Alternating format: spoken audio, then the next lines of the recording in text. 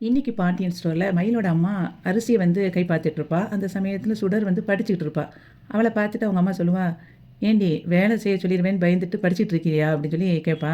"நான் உண்மைக்கும் படிச்சுட்டு தாம்மா இருக்கேன்" அப்படின்னு சுடர் சொல்லிட்டு இருப்பா. அந்த சமயத்துல மயில் அங்கேருந்து வந்துட்டு சுடர்ட்ட சொல்லுவா, "சுடர் துணி எதுவும் துவைக்க உனக்கு வேண்டியிருக்கா? நான் துணி துவைக்க போறேன்" அப்படின்னு சொல்லி சொல்லுவா.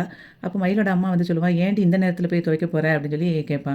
"எனக்கு இப்போ தானம்மா டைம் இருக்கு. பகல்ல எனக்கு எங்க நேரம் இருக்கு" அப்படின்னு சொல்லிட்டு அவ போக போற நேரத்துல அவங்க அப்பா அங்கேருந்து வருவாரு. அப்படியே வந்து நிக்கும்போது அவங்க அம்மா சொல்லுவா, "ஏய்யா! நீ எப்போ கோவிலுக்கு போன? இப்போ எவ்வளோ நேரம் ஆச்சு? இப்போ வந்திருக்க?" அப்படின்னு சொல்லி கேட்பா. அப்போ அவங்க அப்பாவ பார்த்துட்டு மயிலு சொல்லுவா, "ஏன்ப்பா ஒரு மாதிரி டல்லா இருக்கீங்க?" அப்படின்னு சொல்லி கேட்பா. உடனே அவங்க அம்மா சொல்லுவா, "ஊரெல்லாம் சுத்திட்டு வந்தா அப்புறம் அப்படிதான் இருக்கும்." அப்படின்னு சொல்லும்போது மயிலோட அப்பா சொல்லுவாரு, "நான் எங்கேயும் சுத்திட்டுலாம் வரல. நான் வக்கீல பார்த்துட்டு வந்தேன்." அப்படி சொல்லி சொல்லுவான். அதுக்கு "வக்கீல் எதுக்கு இந்த நேரத்தில போய் பார்க்க போன?" அப்படின்னு சொல்லி கேட்கும்போது, "நான் வந்து மயில் விஷயமா தான் பார்க்க போனேன். ஆனா அவரு இல்ல. அடுத்த வாரம் தான் அவர் வருவாராம்." அப்படின்னு சொல்லிட்டு இருக்கும்போது, "என்ன விஷயம்?" அப்படின்னு சொல்லி கேட்கும்போது, "இன்னைக்கு நான் கோவில்ல மயிலோட மாப்பிள்ளைய வந்து ஒரு பொண்ணு கூட பேசிட்டு இருக்கிறத பார்த்தேன்னு" சொன்ன உடனே, அவங்க அம்மாவும் எந்திரிச்சுருவா. அவங்க சுடரும் எந்திரிச்சுட்டு ஷாக் ஆகி பார்ப்பாங்க. "என்னய்யா சொல்ற?" அப்படின்னு சொல்லிட்டு அவங்க அம்மா கேட்கும்போது, "ஆமா பாக்கியம். அவ மாப்பிள வந்து ஒரு பொண்ணு கூட சிரிச்சு சிரிச்சு பேசிக்கிட்டே இருந்தாரு." அப்படின்னு சொல்லும்போது, சுடர் சொல்லுவா, "வேற யாராவது சொந்தக்காரங்களா இருப்பாங்கப்பா" அப்படின்னு. "அப்படிலாம் இருக்கிற மாரி தெரியலம்மா. ஒரு பொண்ணுகிட்ட அதுக்காக இப்படியா பேசுவாங்க ஒரு பொது இடத்துல வச்சுட்டு." அவரு நல்லா சிரிச்சு பேசிட்டு, அதுக்கப்புறம் வந்து ஆட்டோல ஏத்தி விட்டாருமா கொண்டு போயி அப்படின்னு சொன்ன உடனே, "என்னையா சொல்ற?" அப்படின்னு சொல்லிட்டு மயில பார்த்து அவங்க அம்மா சொல்லுவா, "பாத்தியாடி உன் புருஷன? ரொம்ப நல்லவன்." அப்படி இப்படின்னு எல்லாரும் சொன்னாங்க. கடைசியில பார்த்தா அவரு ஒரு பொண்ணு கூட பேசிக்கிட்டு இருக்காரு. எவ்வளவு நம்பிக்கை துரோகம் பண்ணியிருக்காங்க பாரு அப்படின்னு சொல்லிட்டு இருக்கும்போதே, மயில் வந்து எந்த ஒரு பதட்டமும் இல்லாம சொல்லுவா, "எனக்கு ஏற்கனவே தெரியும்." அப்படின்னு. "என்னடி சொல்ற ஏற்கனவே தெரியும்ன்னு?" "ஆமாம்மா நான் ஏற்கனவே பார்த்துருக்கேன். எனக்கு ஏற்கனவே தெரியும். எனக்கு இதில எந்த ஒரு ஷாக்கும் இல்ல." அப்படின்னு சொல்லி சொல்லுவா. அப்புறம் "நீ ஏன்டி அப்போ முதல்ல என்கிட்ட சொல்லல?" அப்படின்னு அவங்க அம்மா சொல்லும்போது, சொன்னா என்ன பண்ணியிருப்ப?" கேட்பா.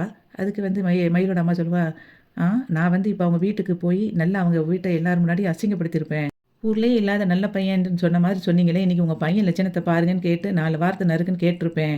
எல்லார் முன்னாடியும் அசிங்கப்படுத்தியிருப்பேன்." அப்படின்னு அவங்க அம்மா சொல்லும்போது, "அதுக்கு தாம்மா நான் உன்ட்ட சொல்லல." அப்படின்னு சொல்லி சொல்லுவா. "ஏன்டி இப்படி பேசிக்கிட்டு இருக்க?" அப்படிங்கும்போது, "ஆமாம்மா, அவருக்கு வந்து என்னைய பிடிக்கல. ஏற்கனவே டிவோர்ஸ்க்கு அப்ளை பண்ணிட்டாரு. இனிமே அவரு வந்து நான் அவர் கூட இருக்கும்போது அவர் எந்த தப்பும் பண்ணலையே. இப்ப நான் இல்லாதப்ப தானே அவர் பண்றாரு. அது அவரோட விருப்பம்." அப்படின்னு சொல்லிட்டு மயிலு சொல்லுவா. உடனே அவங்க அம்மா வந்து சொல்லுவா, உனக்கு வந்து இப்போ நீ என்ன நிலைமையில இருக்கன்னு தெரியுதா? இந்த சமயத்தில அவர் இப்படி பண்ணிட்டு இருக்காரு. நீ இந்த மாரி பேசிக்கிட்டு இருக்க." அப்படின்னு சொல்லிட்டு அவங்க அம்மா மயில பார்த்து திட்டிக்கிட்டு இருப்பா. மயில் வந்து அவங்க அம்மாகிட்ட சொல்லுவா, "தயவு செய்து அவங்க வீட்ல போய் எனக்காக எதுவும் பேசிறாதீங்கம்மா. அவரு வந்து என்னையவே வேண்டான்னு சொன்ன பிறவு, அவரு யார் கூட போனான்னு, யார் கூட போய் சுத்துனா எனக்கு என்ன கவல? நீங்க எதுக்கு தேவையில்லாம இது பண்ணிட்டு இருக்கீங்க? நீங்க எனக்காக யாரும் அவங்க வீட்ல போய் பேச வேண்டாம். தயவு செய்து போயிறாதீங்க யார் வீட்டுக்கும்." அப்படின்னு சொல்லிட்டு மயில் வந்து கிளம்பி போயிருவா. மயிலோட அப்பா வந்து அவங்க அம்மாகிட்ட சொல்லுவாரு, "என்ன இவ இப்படி பேசிட்டு போறா?" அப்படின்னு சொல்லும்போது, அவங்க அம்மா சொல்லுவா, "அவ வந்து அப்புறாணி. அவ அப்படித்தான் பேசுவா. அவ எத பத்தியுமே கவலைப்பட மாட்டா. நம்ம அப்படி இருக்க முடியாது. நம்ம அவங்க வீட்டுக்கு போறோம். நாளைக்கு காலையில 4 வார்த்தை நறுக்குன்னு கேட்குறோம். அவங்கள எல்லார் முன்னாடியும் அசிங்கப்படுத்துறோம்." அப்படின்னு சொல்லிட்டு சொல்லிட்டு இருக்கும்போதே, சுடர் சொல்லுவா, "எம்மா" அப்படின்னு சொல்லி கூப்பிடுவா. "இங்க பாரு வாய நீ திறக்கவே கூடாது. அவகிட்ட ஏதாவது சொன்ன இருக்கு. அப்புறம் அவ்வளதான்." அப்படின்னு சொல்லிட்டு அவங்க அம்மா போயிருவா. அதுக்கப்புறம் பாண்டியன் வீட்ல வந்து எல்லாரும் உட்காந்து சாப்பிட்டுட்டு இருப்பாங்க. கதிரு, ராஜி, அரசி, கோமதியோட அம்மா எல்லாரும் சாப்பிட உட்காந்துருப்பாங்க. அப்போ கோமதி வந்து பரிமாறிக்கிட்டு இருப்பா. அந்த சமயத்தில அவங்க அம்மா சொல்லுவாங்க, "ஏன்டி இப்போ உட்காந்து எல்லாருக்கும் சாப்பாடு குடுக்குற?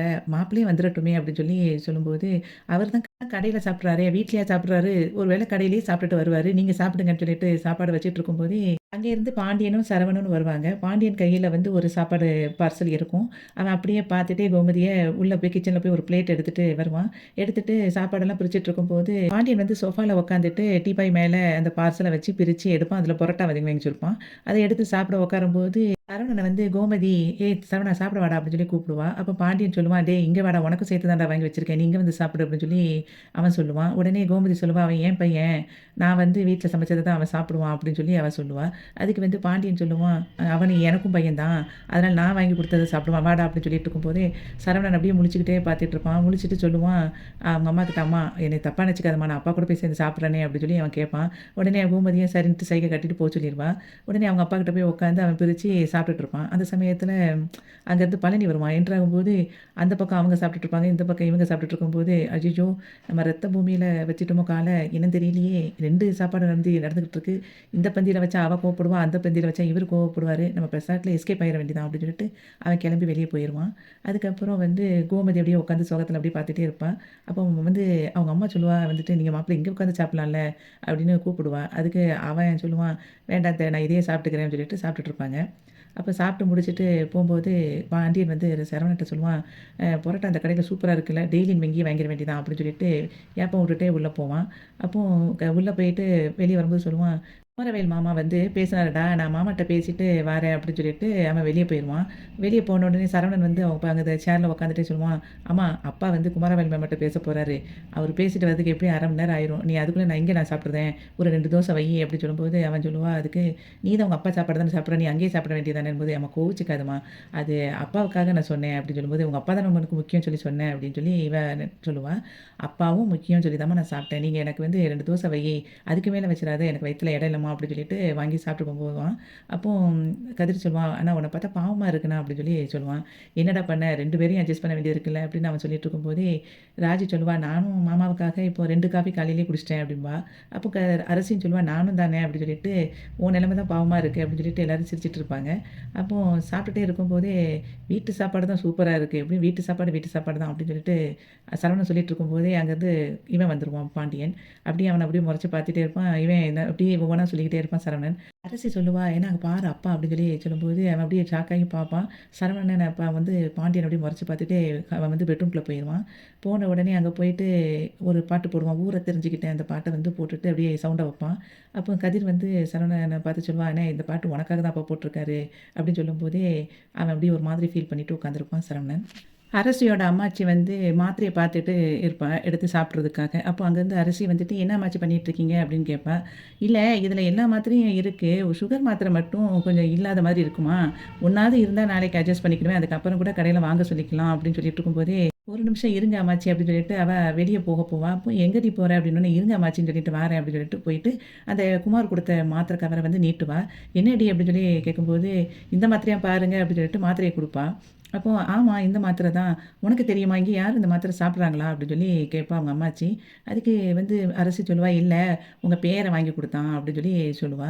"யாரு? இவன் சரவணனா? அல்லது கதிரா? செந்திலான்னு?" கேட்கும்போது, "எதிர் வீட்ல இருக்கிறாரே, அந்த பேரன் உங்களுக்கு வாங்கி குடுத்தான்." அப்படின்னு சொல்லும்போது, "குமாரா?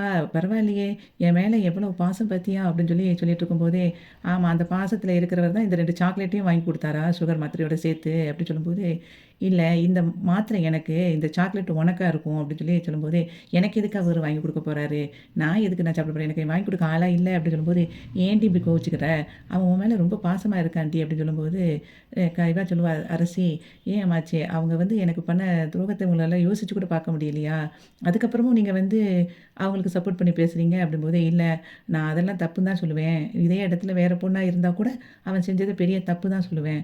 ஆனா, இப்ப அவன் திருந்திட்டான்மா." அப்படின்னு சொல்லும்போது, "நான்லாம் அத திருந்தினதாவே நினைக்கவே மாட்டேன்." அப்படின்னு சொல்லும்போது, "அவன் செஞ்ச தப்ப எல்லாமே அவனா செய்யலம்மா. அவங்க அப்பன் சக்திவேலு சொல்லி சொல்லி குடுத்தே அப்படி பண்ண வச்சுட்டான். இப்போ உங்க அப்பா இருக்கார்ல, சரவணன சாப்பிடவான்னு கூப்பிட்ட உடனே பின்னாடியே போனான் பாத்தியா, அந்த மாதிரி தான்." அப்படின்னு சொல்லும்போது, அரசி சொல்லுவா, சாப்பிட கூப்பிடுறதுக்கும், இந்த கல்யாணத்த நிப்பாட்டுனதும் ஒண்ணா அம்மாச்சி? நீங்க எப்படி கம்பேர் பண்றீங்க இத?" அப்படின்னு சொல்லும்போது, "இல்லம்மா, அவன் சின்ன வயசுலேருந்து எதிரி வீடு மாரி உங்கள ட்ரீட் பண்ண வச்சுட்டான் உங்க அப்பா. அப்படி சொல்லி சொல்லி குடுத்தே வளர்த்துட்டான். அதனால தான் அவன் அந்த மாரி பண்ணான். ஆனா இப்போ அவன் தப்பெல்லாம் உணர்ந்துட்டான்மா." அப்படின்னு சொல்லுவா அவங்க அம்மாச்சி. அப்போ இவ சொல்லுவா, "என்னாலலாம் அவங்கள அத நம்புற மாரியே இல்ல அம்மாச்சி." அப்படின்னு சொல்லிட்டே இருக்கும்போதே, "இப்ப நான் குமாருக்கு நடந்த கல்யாணத்த போய் நான் நிப்பாட்டினேனே, அது எதனால நெனச்ச?" அப்படின்னு கேட்பா அம்மாச்சி. அதுக்கு அரசி சொல்லுவா, "நீங்க தான் அதுக்கு ஏதோ ஒரு காரணத்த சொன்னீங்களே." அப்படின்னு சொல்லும்போது, "அதெல்லாம் உண்மையான காரணம் கிடையாதும்மா. நான் நிப்பாட்டினதே குமாருக்கு அந்த கல்யாணத்துல இஷ்டம் கிடையாது. அவனுக்கு உன்ன தான் கல்யாணம் முடிக்க ஆசை." அப்படின்னு சொன்ன உடனே இவ எந்திரிச்சுருவா. "அம்மாச்சி நான் கிளம்புறேன்." அப்படின்னு சொல்லுவா. "ஏன் உனக்கு கோவமா?" அப்படிங்கும்போது, "அவன நீ மன்னிக்கவே மாட்டியா?" அப்படின்னு கேட்பா.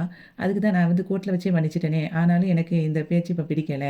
நான் கிளம்புறேன்." அப்படின்னு சொல்லிட்டு அவ கிளம்பி போயிருவா. உடனே அவங்க அம்மாச்சி மனசுக்குள்ள நினைப்பா, இந்த பொண்ணு வீட்ல நான் இருப்பேன் அப்படின்னு நான் நினைச்சு கூட பார்க்கல. அதுவே நடந்துருச்சு." அதே மாதிரி நம்ம நடக்காதுன்னு நினைச்ச விஷயங்கள், நெறைய விஷயங்கள் நடக்குது. அதே மாதிரி அரசியோட கல்யாணமும் வந்து குமார் கூட நடக்காதுன்னு நெனச்சிட்டு இருக்காங்க எல்லாரும். ஆனா, அரசி கூட கண்டிப்பா குமாருக்கு கல்யாணம் நடக்கும். அத பார்த்துட்டு தான் நான் கண்ண மூடுவேன் அப்படின்னு சொல்லிட்டு அவங்க அம்மாச்சி நெனைக்கிற மாதிரி இன்னைக்கு வந்து பாண்டியன் ஸ்டோர் வந்து முடிஞ்சது.